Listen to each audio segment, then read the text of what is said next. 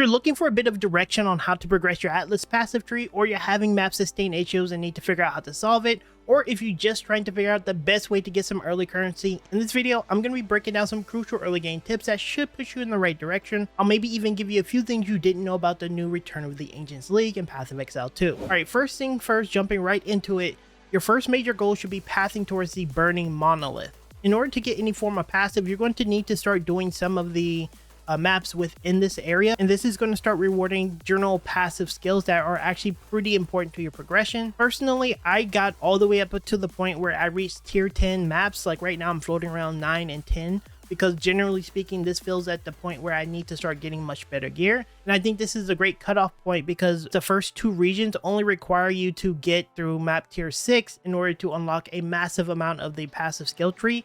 And I think it's super important that you're getting a lot of passives so you can get a lot of the bonuses. We're going to go over some of the early passives that I think are worth picking up, but your major goal should be getting to the Eastern Enigma Chamber or the Western Enigma Chamber. You can complete both of them, but generally speaking, this is going to require Waystone tier level 10 to complete.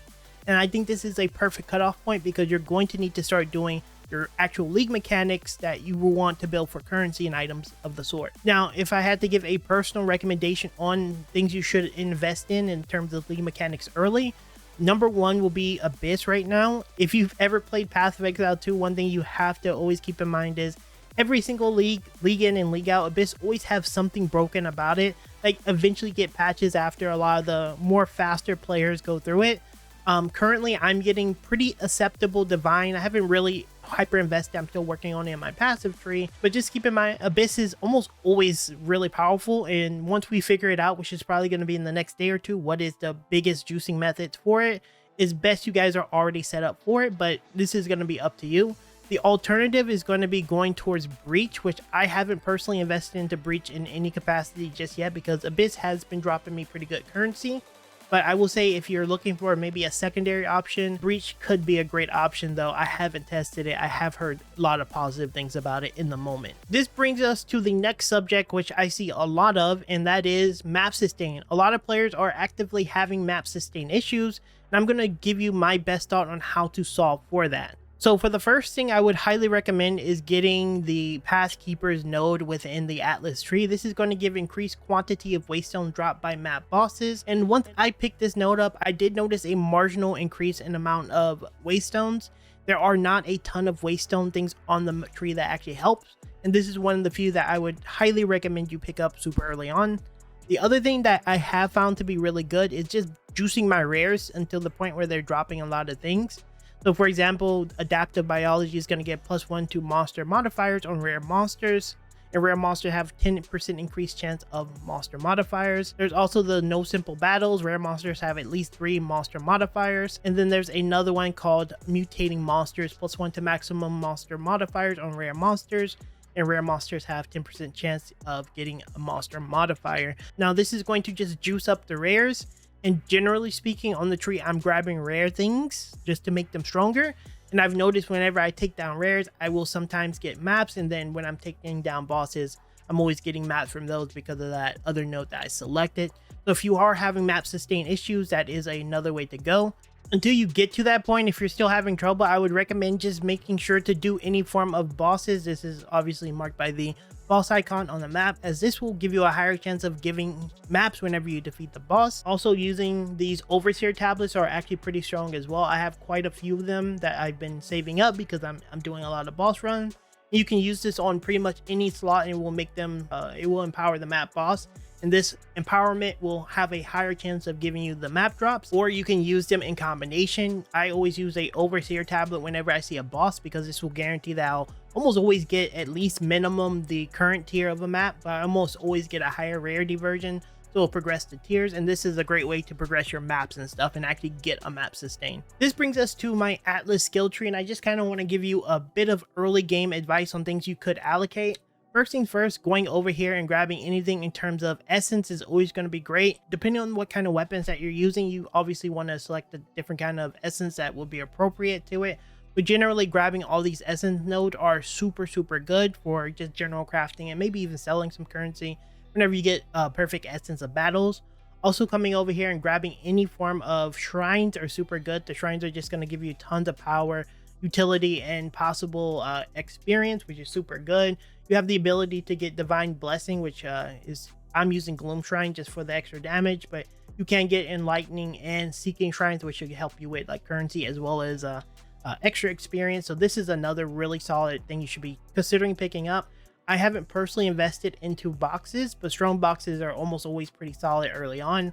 I may put some points into it, but I prioritize rares a little bit more. Coming over to the left side, grabbing anything that gives pack size as well as extra monsters is always super strong. And we talked about adaptive biology, just making our rares much stronger is something I invested in early as well. Coming up here as well, I should grab Twin Threats. I will grab it in my next couple of points. But grabbing all these extra increased rare monsters, I actually want to grab all these nodes and no simple battles. I just prioritize this one a little bit more. Coming on the right side, I did find grabbing Pathkeeper a little bit more important. I will be getting Fit for the King as well, as this will give more rarity. But these are also really great nodes. They have a lot of lead-in good nodes that are going to give you rarity drops for unique monsters, which is good. I've also passed over towards this direction because I really want to get more rare stuff. As you can see here, lethal variants is going to give us more rare chance to have more modifiers, increase rarity of dropped items by monsters per modifier, which again, based on how rare they are, is going to give me more spoils.